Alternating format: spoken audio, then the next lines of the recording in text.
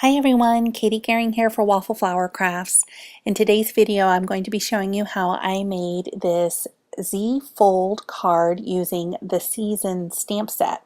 The Season stamp set features lots of great images that can take up a lot of space on the front of a card, so I decided to make one using 3 panels, and I'll show you how I did that in my video today. So to start, I need to create a backdrop or a watery background, and I thought, what better way to do that than by using some watercolors?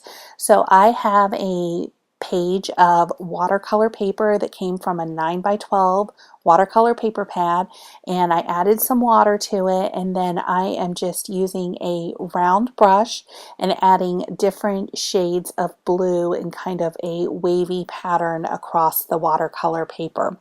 The watercolors that I'm using are the Kuretake Gonzai Tombi 36 color set. I am taking a minute to dry the colors in between applications, and then at some point I even set them aside to dry a little bit more before going back over them and kind of filling in the gaps, because I want this piece of paper to be completely filled in with shades of the blues and the purples and the aquas, because this is going to be my watery background. And I decided to start on this piece of my card first because it is going to need to dry a little bit, so I'm going to set that aside then while I do some of the other stamping and coloring. This is the stamp set that I'm using today. It's called the Season. It is so cute. It features that mermaid or merman Santa and has some really great sentiments in there that I'll be using both of them on the card, both, the season's greeting and then also from your secret Santa, because I love a pun and there's certainly room for multiple sentiments on this card. So I've lined up the images on my Misty stamp press, and then I'm just double stamping because I want to make sure that I get these lines to be solid and dark. I use Memento Tuxedo black ink on the images because I am going to be coloring them in with Copic markers here in just a moment. So as I am coloring these in, I am going to use the same shades of the greens, the yellows, and the reds throughout the different fishy and aquatic images on my card. And this kind of helps keep a consistent color theme throughout. And then my other tip when you're coloring multiple images like this is if when you have a blending trio out or your greens out, go ahead and try to think about what else would be green on your stamped images, and go ahead and take a minute and color those in rather than completely coloring in one image at a time. You'll save a little bit of time that way, and it's just an efficient way to color in a lot of stamped images at once. So here I'm going through with my red blending trio and picking out the images that I think would have a little bit of red in them and then coloring those in all at the same time. I'm going to use some of the colors from the E-Color family to color in the Santa Merman skin tone. And then, of course, because it is Santa Claus, or at least the mermaid version of Santa Claus, my final step in coloring him will be to add just a little bit of pigment to his cheeks using R02 because even Merman Santa has to have rosy cheeks. So once all of those are colored in, I'm going to use the coordinating season dies and die cut all of them at once. I hold the dies in place with a little bit of washi tape to make sure that they don't shift around as I'm putting them through my die cut machine. And there they are, all perfectly die cut and ready to be adhered to my card when I'm ready for that. So then I need to create the backdrop for my card, and I've pulled out the scenery die, and typically this die is used to make kind of a puffy cloud shape, but I'm going to be flipping it upside down and use it to create the scalloped wave shape. Now, before I adhere any of this down, I need to make my Z-fold card. And the way that I did that is I took 2 A2 note cards, and you see they're going to overlap a little bit in that center panel, and I'm going to trim the second card so that it's just a flap that is going to be held to the bottom of the first note card.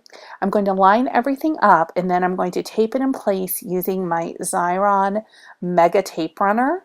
The reason I want to line it up first is this is a rather strong adhesive, so I want to make sure that everything is going to line up before I put that adhesive down and press it firmly. And that is what makes the Z fold card. And you see it kind of makes the letter Z there, which is why I'm calling it a Z fold card.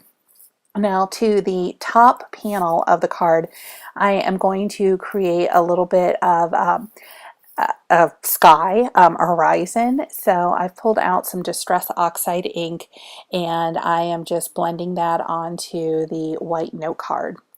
Now I am ready to adhere the wave shapes to the card, and when I am doing this, you want to be mindful of the folds in the note card. So I have intentionally left some pieces that have straight edges, and those are going to go where the folds are in the card, and that's going to enable the card folds to happen without any interference, and it'll make it so that, you know, when you go to give this to a recipient or put it in an envelope, it will still fold up really nicely for you.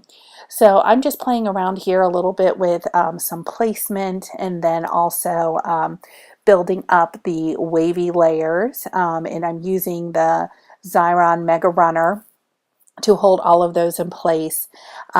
This is a great adhesive tool. It holds a lot of adhesive per roll, so you're not constantly running out.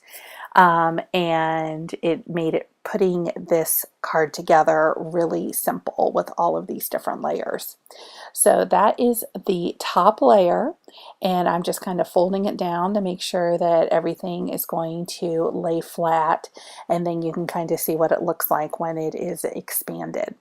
So now I'm going to focus on adhering all of these different stamped and colored images to the card, and for that I am going to pull out the Xyron Create a Sticker. This is a tool from Xyron that made this, again, really easy to put together because you feed your images through this little machine. You turn the crank handle and it turns it into a sticker. So you don't have to worry about, you know, adhering all of the different parts of a delicate die. The machine does that for you with a quick turn of the handle, and then you can just adhere it to your card. No muss, no fuss with extra adhesive. It makes it really super simple. And this machine can accommodate shapes and die cuts up to, I think it's 2.5 inches. So really for card making purposes especially, I think that that will very easily accommodate a lot of images that we find in stamp sets, and certainly this one here. Now, to economize a little bit and get the most out of this roll of adhesive, I'm kind of lining up all my images side by side and then turning the crank a little bit at a time, so that everything gets lined up in there and can come out in just a couple inches of the adhesive backing, including that teeny tiny little candy cane you'll see here came out just perfectly. So there are all my images, and they're all sticker backed and ready to be adhered to my card. With adhesive on the back of all of my stamped and die cut images, it's just really going to be a matter of playing with stickers and figuring out where I want everything to go.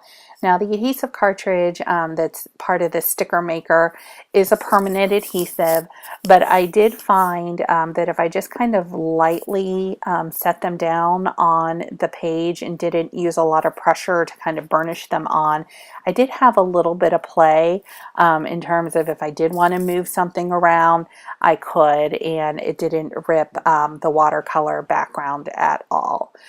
So I am just getting those final images in place there, and then I am going to take the sentiments that are included in the stamp set set with the season's greetings, and then the other one that says from your secret Santa, and I'm going to stamp those on the card using a black VersaFine ink. And I'm using just an acrylic block to stamp those onto the card, because now that the card is rather long, it's not going to fit in a stamp press or anything along those lines. So my final step, stamp-wise on the card, is going to be to stamp those wave images, and I'm just going to do that again using the VersaFine Onyx Black ink, and just find places kind of throughout the card panel that I think could use a little bit of wave action, and then I will stamp those waves on there. That is going to wrap up my card project for today. Just a couple of final peeks at the finished card project. I hope that this Z-fold card gives you some new ideas and inspiration next time you want to think about doing a tri-fold card and fit a lot of images onto a card project in a way that really tells a neat story. For more product information about the stamps and dies I used on today's project, please visit waffleflower.com. Don't forget to check out our friends at Xyron for all of your adhesive needs. And for more creative inspiration, follow Waffle Flower Crafts on Facebook and Instagram. And don't forget to click subscribe below to subscribe to our YouTube channel. Thanks for watching.